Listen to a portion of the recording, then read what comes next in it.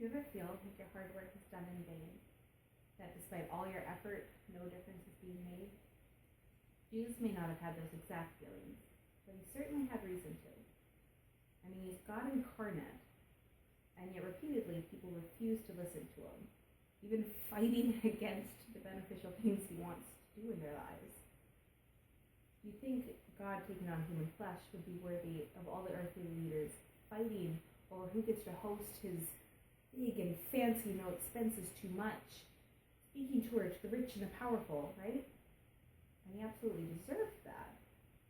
But that's not the way things happen. Maybe because of our sin, we couldn't see him for who he is. Maybe our pride knew it would be obliterated if we took him that seriously. But maybe God didn't want to be received that way. Maybe that isn't the way God's kingdom was ever supposed to grow. Matthew tells us of a time in Jesus' ministry that was filled with the Pharisees picking fights with Jesus, even running him out of town because they planned to kill him earlier than he planned to die, followed by members of his hometown disrespecting him and complaining not about his message, but that he wasn't special enough to give that message. In the middle of all this, Jesus can be heard teaching his followers about the kingdom of God from a boat. A boat. He may have had quite a crowd, but a crowd of nobodies. He wasn't invited to speak in their equivalent of a mega stadium, convincing all the powerful people to work together to implement changes in policies and laws. No, he was sitting in a boat, speaking to a bunch of regular people. Now, each of the gospel writers had arranged their stories in a certain way in order to communicate even more truths about Jesus than they had space to spell out for us. Parchment wasn't as easy or as cheap to get as paper is now.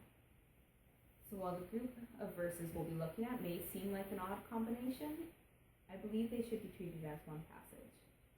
These verses are sandwiched between a different parable with a different topic and that parable's explanation. I believe this serves to show that in Matthew's mind, this group of verses were supposed to be understood together. He told them another parable. The kingdom of heaven is like a mustard seed, which a man took and planted in his field. Though it is the smallest of all seeds, yet when it grows, it is the largest of garden plants and becomes a tree, so that the birds come and perch on its branches. He told them still another parable. The kingdom of heaven is like yeast that a woman took and mixed into about 60 pounds of flour until it worked all through the dough. Jesus spoke all these things to the crowd in parables. He did not say anything to them without using a parable. So was fulfilled what was spoken through the prophet. I will open my mouth in parables. I will utter things hidden since the creation of the world. These parables tell us that the kingdom of God starts small, but spreads to all corners of the earth. Now, we're far enough along in Christian history that that's not really shocking. But parables are ways of communicating that are supposed to contain some shock value. They're also included in our Bible, which still speaks to us today. So let's look for what would have been the shock value to the original hearers, as well as anything else that likely stood out to them that we miss, and see if that points us towards something that God would like to say to us today. First, the parable of the mustard seed. The kingdom of heaven is like a mustard seed, which a man took and planted in his field. Though it is the smallest of all seeds, yet when it grows, it is the largest of garden plants and becomes a tree, so that the birds come and perch in its branches. Just like this parable, a mustard seed would seem to be too small to be significant. It's easy to miss or overlook. But, of course, size can be deceiving when it comes to the kingdom of God. Now, bear in mind, the original audience of this parable didn't have the last 2,000 years of Christian history to see this through. The Pentecost hadn't happened. They didn't even know about the events that would birth our Easter celebrations. All they had was what we called the Old Testament. God's kingdom was understood in terms of a nation, borders, kings, and warriors. The original audience was also a group of people currently under foreign occupation that considered themselves in exile. They were expecting a Messiah that would act like David, win military campaigns, and sit on a beautiful throne. The kingdom of God would come through swords, bloodshed, and winning wars, not like a seed in the ground growing. And and a mustard seed at that. A tiny seed that grows into something, frankly, pretty unimpressive. Mustard trees may be the biggest in a garden, but garden plants aren't big. Mustard seed trees only grow to about 10 to 12 feet tall, and they look more like a shrub than they do a tree. It's kind of anticlimactic. And the kingdom of God and anticlimactic don't seem like they should mix. The original audience would probably be pretty disturbed by this point. However, it's been suggested that we miss an element of this parable by not knowing our Old Testament as well as they did. So Jesus' mention of birds nesting in the branches sounds a lot like imagery used in Ezekiel, and not much like a realistic option, since it looks like a shrub and not a tree. Chapter 17 of Ezekiel contains captivating imagery to explain their exile, as well as to give hope.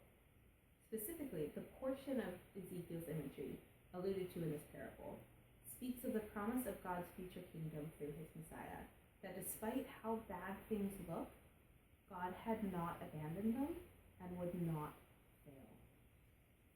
Seems fitting for Jesus' context as well as the message of the parable. Right? God describes his kingdom in Ezekiel 17:23 as a cedar branch that provides rest and protection to all the birds and all the beasts. Which leads me to my next point about this mustard parable. This tree isn't growing just to grow. It becomes a tree so that the birds come and perch on its branches. Other translations refer to the birds as nesting in the branches, which I think better illustrates the safety and peace these branches must be providing. It seems to me that God is yet again refusing to let us forget the community aspect of his kingdom. Jesus does a similar thing when asked what is the most important law, and responds with two, refusing to leave love your neighbors behind. This mustard tree is not growing just to grow, and neither does the kingdom. We'll find a similar aspect in the next parable, so we'll come back to this point. Now let's look at the second parable a bit closer. The kingdom of heaven is like yeast that a woman took and mixed into about 60 pounds of flour until it worked all through the dough. First, the translation we read, the NIV, uses the term yeast, but that's not quite accurate. The term actually used was leaven, which is a small piece of dough left over from the last time bread was made. It contains yeast and acts in a similar way, but I believe recognizing it as leaven instead of yeast highlights the commonness of it. It wasn't newly bought. It wasn't specifically gathered for this batch of bread. It wasn't special. It wasn't the most important or difficult to come by ingredient for making bread. It was just leaven. The second thing I think Jesus' original audience would have noticed is the amount of flour used. 60 pounds of flour is a lot of flour. It would make too much for this one lady or even her family to eat. This much flour would likely make enough bread to feed roughly 150 people. So either this lady is making bread for a village feast, or she's the village baker. Either way, you can see she's not just making bread for herself, this is for the community. Now let's move on to the quote from the Old Testament that finishes off the passage. Jesus spoke all these things to the crowd in parables. He did not say anything to them without using a parable. So was fulfilled what was spoken through the prophet. I will open my mouth in parables. I will utter things hidden since the creation of the world. So again, let's start by asking what was likely more obvious to the original audience than it is to us. One would be that the quote comes from Psalm 78, which is a psalm that rephrases Israel's history so that the hearers could learn from the past and be more obedient to God in the future. I would like to suggest that quoting from a psalm with this aim, right after these parables, would suggest that these parables are being shared to explain God's kingdom, but also to prompt action in response. Next, the word that the NIV translates in Matthew's passage as utter, in the psalm, has more the sense of explain. This quote shows Jesus isn't talking in parable form in order to confuse us, but rather to reframe things in a way that will enable us to see truths that have always been, but that we didn't realize. It also means that likely Matthew is quoting this psalm here to to show that Jesus is not describing yet another way that his incarnation changes everything. He's describing in the parable something that has always been true. So what exactly is that truth? Why are these parables together? And what is it that has always been that Jesus is trying to draw our attention to? The most obvious might be God's kingdom starts small but gets big. Again, that might have been shocking to the original audience and a needed reassurance given how the Pharisees had been responding to Jesus. But we already know Jesus and his 12 misfits turning into a major religion. I feel like there's more though, so let's take a closer look at this idea of small beginnings. Both parables begin with a common task. Planting a seed in a garden and making bread were insignificant activities. Nothing special, nothing noteworthy, small and insignificant, although purposeful, tasks that through a process we can't control have disproportionately large results. It would seem the kingdom is spread through the actions that may seem too small to even notice, those everyday things we assume aren't important, or the times we barely even think about. Both of these parables also include an element of transformation. The mustard seed isn't simply growing into a bigger seed. Leaven is not mixed into flour the same way sugar might be, but rather causes the dough to rise through a chemical reaction the original audience would have known nothing about.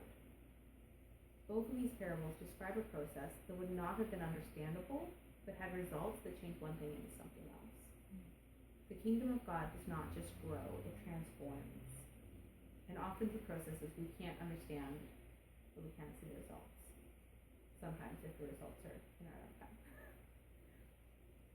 And these results positively impact others. God does not want to spread his kingdom just to dictate how we spend our Sunday mornings or to control our actions and be a buzzkill. He wants to transform our lives, transform our communities. The growth of his kingdom is marked by more abundant life, peace, and justice. The vulnerable are protected by the kingdom's branches, and the hungry are fed by the kingdom's bread. The Old Testament quote included with these parables claims that this has been true of God's way of working since the beginning. The story of Abraham and Sarah seems to support that. An entire nation started by an otherwise seemingly insignificant couple. Certainly not a couple likely to be chosen for starting a large family, since they were childless at such an old age. And not just creating a large people group, but a nation and religion that still has between 14 and 22 million members. A nation that recorded God's works and guidance through thousands of years of history. A nation which gave us invaluable insight into who God is, how he interacts with us, and what he expects of us, even if we don't have to follow the details of the law anymore. All this started by one old, childless couple. One final thought about parables as a literary device. They were not short versions of sweet stories that had a little insight, like a Dr. Seuss book. They were designed to confront without being confrontative. Eugene Peterson refers to them as talking on a slant, a way of slipping by our defenses that would be thrown up if Jesus had the same message but said it in a head-on manner. So we must ask ourselves, what would the confrontation have been for an ancient Israelite? And do we need to be confronted by the same thing?